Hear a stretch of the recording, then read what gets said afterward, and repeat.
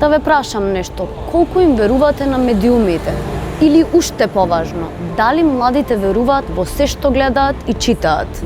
Ова се прашањата што се надзираат во ерата на москавично брз технолошки развој, каде што дезинформациите се шират побрзо и повеќе од кога било. Ајде да видиме кои се ставовите за оваа тема од комуниколошка перспектива. Да имате свој став, да имате право на слобода, како што имаме сите на изразување. Не значи да ширите вести, информации, кои што се непроверени и кои што можат некого да убијат, можат да доведат некого во заблуда и можат на крајот да земат вистински жртви и да направат вистински проблеми во функционирањето на реалната слобода. Поборник сум на тезата дека младите луѓе ги следат традиционалните медиуми, меѓутоа на свој начин и во свој формат.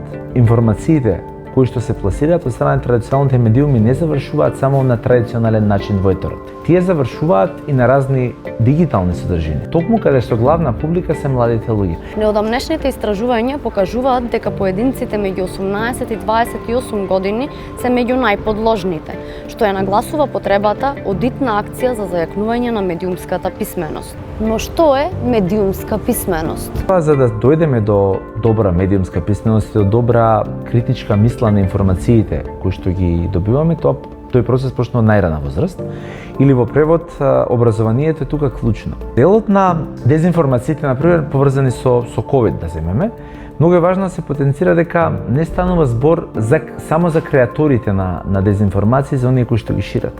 Жртвите не се тие. Жртвите се секогаш оние кои што наседнале на лажната информација, односно дезинформацијата. А најважниот дел од медиумската писменост денеска е дигиталната писменост. Значи како ги селектираат, особено младите луѓе, информациите кои што се пласираат дигитално, бидејќи заклучивме дека најголемиот број на опасности дезинформации демнат во онлайн просторот.